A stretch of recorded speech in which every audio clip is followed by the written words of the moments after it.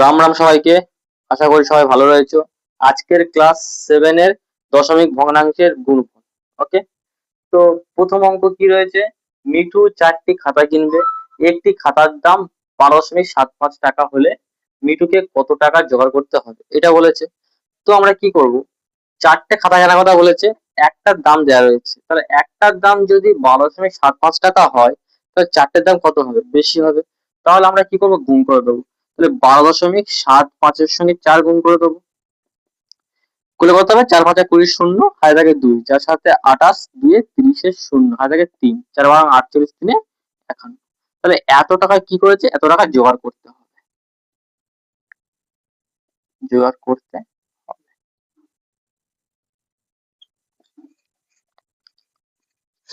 ওকে, next আমাদের কি বলেছে? 3 দাগে রোজিনা বিবি তার জমির 0.35 অংশে বাড়ি করেছেন এবং বাকি অংশের 0.2 অংশে ফুলের চাষ করেছে। তাহলে দেখো, মোট জমি আমরা কি করবো? ধরে নেবো 1 অংশ। ধরি মোট জমি সমান 1 অংশ।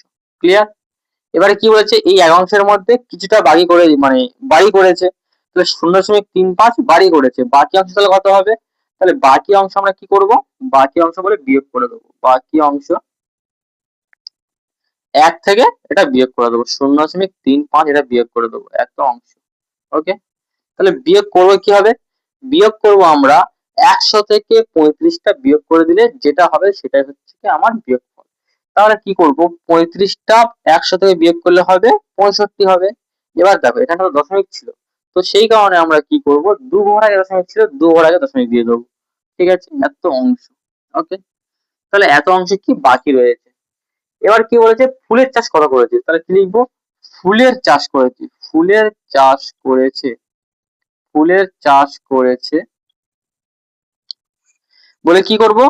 এই অংশটা বাকি রয়েছে, এর 0.2 অংশ, তাহলে গুণ করে দেবো। তাহলে 0.65 ওর সাথে আমরা কি করব? 0.2 গুণ করবো, করলে কত হবে?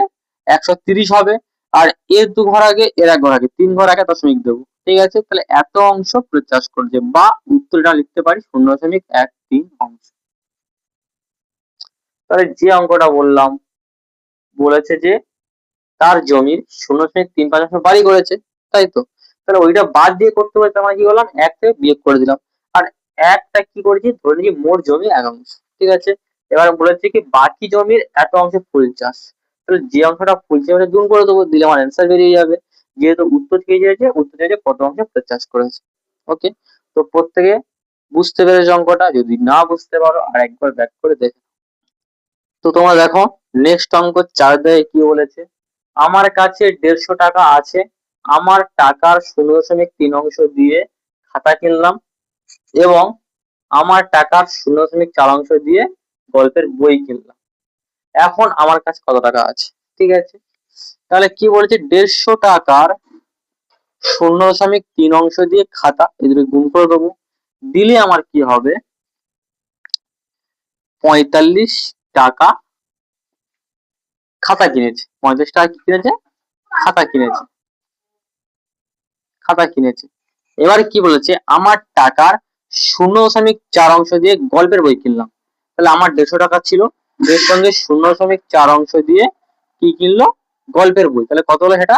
60 টাকা বই কিনলো, বই, বই কিনেছে। ওকে, তাহলে বলেছে মোট কত টাকা পড়ে আছে। ঠিক আছে, এখন আমার কাছে কত টাকা আছে? তাহলে আমার কাছে আছে, আমার কাছে, এটা লিখবো কিনলাম, কিনেছে না কিনলাম, এটা লিখবো কিনলাম, কিনলাম। ওকে, আমার কাছে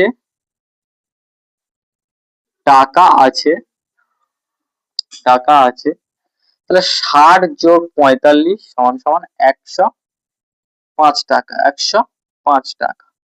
ওকে, ওকে, এর থেকে বিয়োগ করতে হবে। এটা এরকম না করে একটা কাজ করো, 150টা লেখো, 150 বিয়োগ 60 যোগ 45, কত হবে? 60 আর 45 যোগ করে 105 হবে, আর 150 থেকে 5 বাদ কত হবে? 45। তাহলে 45 টাকা আমার কাছে পড়ে আছে। ক্লিয়ার? তাহলে আমার কাছে কত টাকা আছে? আমার কাছে টাকা আছে 45 টাকা। ওকে, মানে এটা খাতা বই কেনার পরে। তো দেখো নেক্সট অঙ্ক কি বলেছে, 5 এর দাগে, আজ আমরা মোটর গাড়িতে 94.5 কিমি পথ যাব। 1 কিমি যেতে ওই মোটর গাড়ির 0.078 লিটার পেট্রোল খরচ হয়। আমাদের কত লিটার পেট্রোল দরকার? তো আমরা কি করব, 1 কিমি পথ যেতে কত পেট্রোল লাগে? 0.078। তাহলে কত কিমি পথ যাচ্ছে? 94.5 কিমি পথ যাচ্ছে। এটা আমরা কি করব, গুণ করে দেবো। ঠিক আছে, 94.5 গুণিতক 0.078। ওকে, তো এইটা আমরা গুণ করব। গুণ কিভাবে করব? এই দুটোকে এর সাথে গুণ করে দিই। 94.5টাকে আমরা দশমিক বাদ দিয়ে দিচ্ছি, শুধুমাত্র গুণ করব 0.78। ওকে, তো এটা গুণ করলে কি হবে? 8 ভাজা 40 শূন্য, হাতে থাকে 4, 8 4 32, 7 35, 32 আর 35, 67 4 71 1, হাতে থাকে 7, 8 লং 72, 4 সাইতে 28, 72 28 100 আর 8 108, হাতে থাকে 10, 7 লং 63 10 73। তাহলে আমাদের কি হলো, গুণ করলে হবে 73810। ওকে, দশমিক এর 1 ঘর আগে 3 ঘর আগে, তাহলে ক ঘর আগে হবে? 4 ঘর আগে।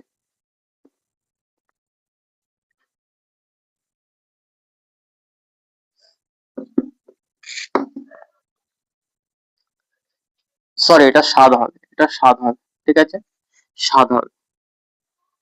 ওকে, তাহলে এত লিটার পেট্রোল যাবে, এত লিটার পেট্রোল যাবে। ওকে, এটা পেট্রোল যাবে, সরি পেট্রোল দরকার, পেট্রোল দরকার। ওকে, তাহলে কি বললাম, জাস্ট এর সাথে এই তিনটে গুণ করে দাও, দিলে আমার কি হবে, অ্যান্সার হয়ে যাবে। এবার দশমিকটা কিভাবে লিখবো, এর 3 ঘর আগে ছিল, এর 1 ঘর আগে ছিল, মোট 4 ঘর আগে, তাই আমার কি করলাম, 4 ঘর আগে বসিয়ে দিলাম। ওকে, নেক্সট অঙ্ক কি বলে দেখো, নেক্সট অঙ্ক বলছে, আলিশার দাদা বাড়ি থেকে সাইকেলে চেপে শিবপুর লঞ্চ ঘাটে পৌঁছতে 1.4 ঘন্টা সময় নিল। যদি সে ঘন্টায় এত কিমি বেগে সাইকেল চালায়, তবে আলিশাদের বাড়ি থেকে শিবপুরের দূরত্ব কত? যখনই দূরত্ব উত্তর চাইবে, যখনই দূরত্ব উত্তর চাইবে, দূরত্ব সূত্র কি? গতিবেগ ইন্টু সময়, গতিবেগ ইন্টু সময় হবে। ঠিক আছে, তাহলে এখানে দূরত্ব বলেছে যে আলিশাদের বাড়ি থেকে শিবপুর লঞ্চ ঘাটের দূরত্ব, তাহলে বাড়ি থেকে শিবপুর লঞ্চ ঘাটের দূরত্ব কত হবে? শিবপুর লঞ্চ ঘাটের দূরত্ব, বাড়ি থেকে শিবপুর লঞ্চ ঘাটের দূরত্ব কি হবে? গুণ করে দেবো। এটা সময় লিখেছে আর এটা গতিবেগ রয়েছে, তাহলে সময় ইন্টু গতিবেগ, তাহলে 1.4 ইন্টু 11.5। ঠিক আছে, তো এটা আমরা গুণ করে দেবো, এত কিমি লিখবো, এত কিমি। গুণ কিভাবে করবো, এই 14 দিয়ে এটা গুণ করে দেবো, 5 14 কত হয়? 70, হাতে থাকে কত? 7, 14 কে 14 সাথে 21 এর 1, হাতে থাকে 2, 14 কে 14 দিয়ে 16 হয়ে গেল। দশমিক 1 ঘর আগে, এর 1 ঘর আগে, 2 ঘর আগে, তাহলে দশমিকটা 2 ঘর আগে দিয়ে দিলাম। এত কিমি আমাদের দূরত্ব হবে। তাহলে শিবপুর থেকে লঞ্চ ঘাটের দূরত্ব কত হবে? 16.10 বা 10 কিমি। ক্লিয়ার? তাহলে বলে রাখি, 10 কেউ বলবে না, বা এখানে এটা হয়েছিল 0.78 কেউ বলবে না, 0.078 বলতে হবে। ঠিক আছে, তাহলে 1.4 বলতে হবে, 11.5 বলতে হবে, এখানে 16.10 বলতে হবে। ক্লিয়ার? তো দেখো, যখনই দূরত্ব উত্তর চাইবে, তখন আমরা কি করব, সময় আর গতিবেগটাকে গুণ করে দেবো। ক্লিয়ার?